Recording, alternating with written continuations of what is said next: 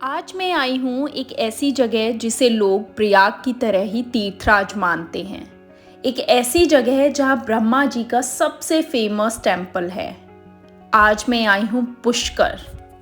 गुड़गांव से चलते चलते मैं पहुँची अजमेर सिटी में और यहाँ मुझे दिखी एक बहुत सुंदर लेक। इस लेक का नाम है आना सागर।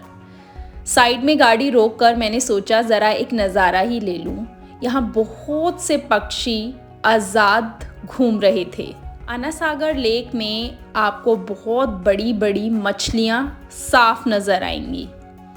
मैं यहाँ कुछ देर रुकी और मैंने फिर से रास्ता पकड़ा पुष्कर जाने के लिए। चाहती थी मैं पुष्कर पहुंचकर शाम की आरती ज़रूर देखूं। क्या आप जानते हैं पूरे भारत में सिर्फ एक ही ब्रह्मा जी का बहुत फेमस टेम्पल है और वो है पुष्कर, राजस्थान में। होटल में चेक इन करते ही मैं चल पड़ी शाम की आरती देखने के लिए इस ब्रह्मा जी के टेम्पल में। इस वीडियो में मैं दिखाऊंगी आपको फेमस ब्रह्मा जी का टेम्पल, इससे जुड़ी हुई हिस्ट्री और पुष्कर और अजमेर की फेमस मार्केट्स। तो वीडियो को एंड तक देखना। ये है पुष्कर लेक, जहाँ सुबह और रात में नज़ारा बिल्कुल अलग होता है। ये जो आप सामने देख रहे हैं ये है पुष्कर झील। ब्रह्मा जी के मंदिर में सीधा दर्शन करने से पहले आपको पुष्कर झील पर आना होता है। जब मैं यहाँ पहुँची तो आरती शुरू हो चुकी थी। यहाँ आकर आपको अलौकिक शांति का अनुभव होगा। पुष्कर झील का नज़ारा रात के समय बहुत ही ज़्यादा सुंदर होता है। यहाँ आपको कोई चढ़ावा नहीं करना होता, ना ही यहाँ कोई प्रसाद बांटा जाता है। राजस्थान के पुष्कर के ब्रह्मा मंदिर में 3 तरह की पूजाएं की जाती है।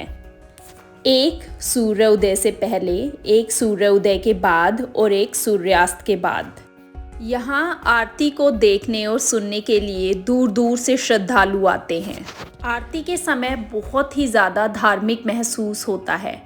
चारों तरफ शांति और पक्षियों की चहचहाहट, और दिन ढलते ढलते सामने दिख रही पुष्कर झील का नज़ारा एकदम बदल जाता है। पुष्कर झील में पड़ी लाइट्स की परछाई आपको एक अलग ही दुनिया में ले जाती है। मैं आपको बताऊंगी इस पुष्कर मंदिर से जुड़ी हुई हिस्ट्री और दिखाऊंगी इस झील का सुबह का नज़ारा। ब्रह्मा टेम्पल के बारे में कहा जाता है कि एक बार भगवान ब्रह्मा यज्ञ करना चाहते थे, लेकिन इस यज्ञ में किसी भी प्रकार की रुकावट ना आए तो वह राक्षसों से बचने के लिए एक जगह तलाश रहे थे।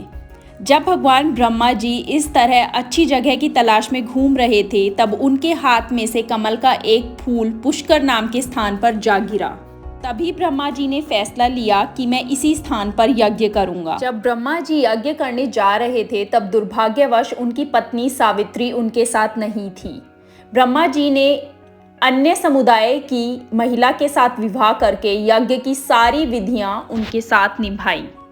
तभी ब्रह्मा जी की पत्नी सावित्री वहां आई और वह बहुत क्रोधित हो गई क्योंकि ब्रह्मा जी किसी और से शादी कर रहे थे और अपने पति को श्राप देती हैं कि उनकी पूजा उनके भक्त द्वारा नहीं की जाएगी।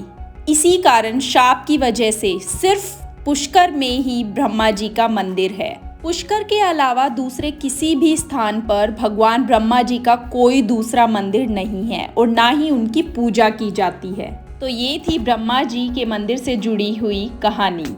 राजस्थान पुष्कर के ब्रह्मा जी मंदिर के उत्सवों की बात की जाए तो मंदिर में ऐसी मान्यता है कि कार्तिक पूर्णिमा के दिन यहाँ साल का सबसे शुभ दिन माना जाता है। कार्तिक पूर्णिमा के समय यहाँ 5 दिन का मेला लगाया जाता है और पूरे विश्व भर से यहाँ श्रद्धालु आते हैं। आप सामने देख सकते हैं पुष्कर झील का सुबह का नज़ारा, जो बहुत ही शांत और सुहावना है।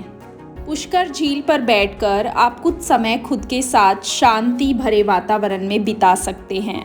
यहाँ का नज़ारा बहुत ही ज़्यादा सुंदर और मन मोह लेने वाला है। लोग दूर दूर से यहाँ आकर पूजा करवाते हैं। यहाँ आपको बहुत सी गाय देखने को मिलेगी जिन्हें आप खाना खिला सकते हैं। पुष्कर झील के बाद अब हम जाएंगे ब्रह्मा जी के मेन टेम्पल में। पुष्कर झील से ब्रह्मा जी का टेम्पल कुछ ही दूरी पर स्थित है। रास्ते में बहुत सुंदर मार्केट आती है, मैं वहाँ भी आपको ले जाऊंगी, पर उससे पहले हम दर्शन करेंगे पुष्कर के मंदिर के। ब्रह्मा जी का यह मंदिर संगमरमर के पत्थर से बना है। मैं बहुत खुश हूँ क्योंकि मुझे मंदिर में बिल्कुल भीड़ नहीं मिली और बहुत ही जल्दी मुझे मंदिर में दर्शन करने को मिल गए। मंदिर का मुख्य द्वार श्रद्धालुओं को हॉल तक लेके जाता है। मंदिर के अंदर फोटोग्राफी बिल्कुल अलाउड नहीं है। पुष्कर के इस मंदिर में ब्रह्मा जी की मूर्ति स्थित है, जिसको चौ मूर्ति के रूप में पहचाना जाता है। मंदिर में आकर मानो एक अलग ही तरह की शांति मन को महसूस होती है। अब मैं आपको दिखाऊंगी पुष्कर की बहुत ही फेमस मार्केट। चलते चलते मैं इस दुकान पर पहुंची जहां मुझे राजस्थान की बंजारा ज्वेलरी, एंटीक ज्वेलरी, रजवाड़ा, राजपूताना ज्वेलरी सेट दिखाई दिए। यहां आपको 50 रुपए से 1000 रुपए तक अच्छी खासी ज्वेलरी मिल जाएगी। हमने यहां से ये नेकलेस खरीदा जो बहुत ही सुंदर था। साथ में हमने कुछ झुमके भी लिए। बार्गेनिंग के बाद हमें झुमके आधे रेट में पड़ गए। अगर आप पुष्कर आते हैं तो मार्केट में ज़रूर घूमें, क्योंकि ये कलेक्शन आपको कहीं और नहीं मिलेगा। इस दुकान पर हमें सिल्वर और एंटीक रिंग्स, ईयररिंग्स, नेकलेस और जूड़ा पिन्स दिखाई दी। जूड़ा पिन्स का तो यहाँ लाजवाब कलेक्शन था जो मैंने आज तक कहीं नहीं देखा है। मैंने यहाँ से कुछ सिल्वर कलर की जूड़ा पिन्स ली जो कि बहुत ही ज़्यादा सुंदर लग रही थी। अब मुझे पुष्कर में दिखाई दी एक ऐसी दुकान जिस पर ड्रीम कैचर्स का बहुत ही यूनिक और अनलिमिटेड कलेक्शन था। यहाँ आकर तो मुझे समझ ही नहीं आ रहा था कि क्या लूँ और क्या छोड़ूँ। गुड़गांव की बंजारा मार्केट में घूम घूम कर मैंने बार्गेनिंग तो काफ़ी अच्छे से सीख ली और काफ़ी बार्गेनिंग के बाद हमने यहाँ से एक दो चीज़ें खरीद ही ली। यहाँ आकर मुझे इस बात पर पूरा भरोसा हो गया कि राजस्थान में क्रिएटिविटी की कोई कमी नहीं है।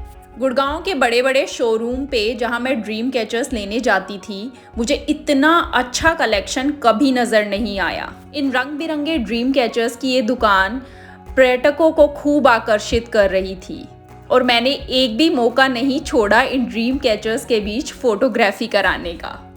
ड्रीम कैचर्स के अलावा यहाँ आपको क्रोशिये से बनी हुई बहुत खास ज्वेलरी नजर आ रही है। पुष्कर मार्केट से शॉपिंग के बाद आपकी ज्वेलरी का कलेक्शन बिल्कुल अलग हो जाएगा, क्योंकि यहाँ की ज्वेलरी अपने आप में बहुत खास और बहुत अलग है जो आपको दूसरी किसी जगह खरीदने को नहीं मिलेगी। तो मैं आपको बता दूं, जब भी आप पुष्कर की मार्केट आने का प्लान करें तो अपने आउटफिट से रिलेटेड ज्वेलरी का कलर सोच के आना, क्योंकि मैं यहाँ आकर बहुत कंफ्यूज हो गई थी कि कौन सी ज्वेलरी खरीदूं। यहाँ दुकानदार ने मुझे बताया कि यहाँ की सारी ज्वेलरी हैंडमेड है और शायद इसी वजह से इस ज्वेलरी का कंसेप्ट बहुत ही अलग था।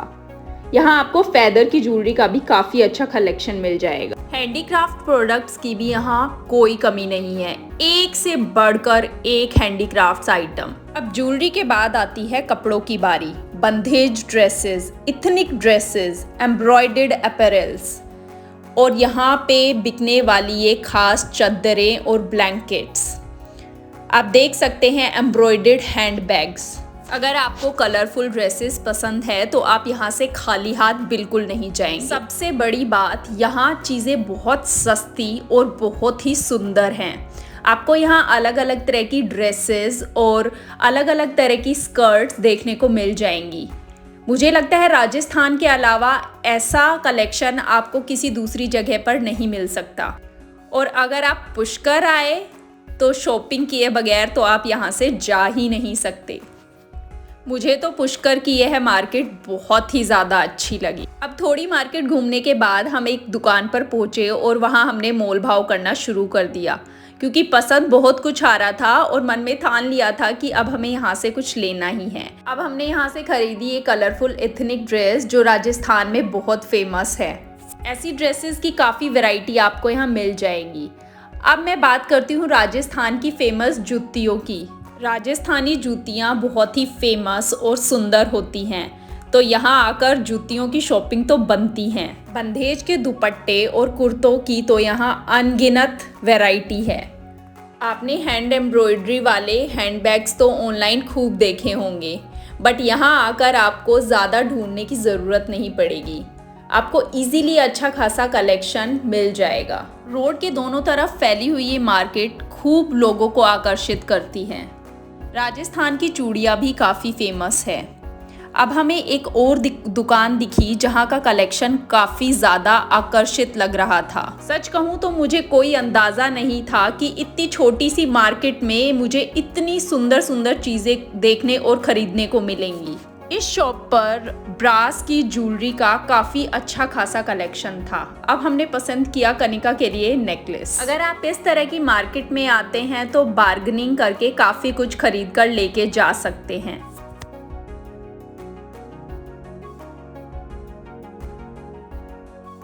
अगर आपको राजस्थान का इतिहास पसंद है तो आप यहाँ से ये तलवार भी खरीद कर लेके जा सकते हैं, जिन्हें आप डेकोरेशन पर्पस के लिए घर में यूज़ कर सकते हैं।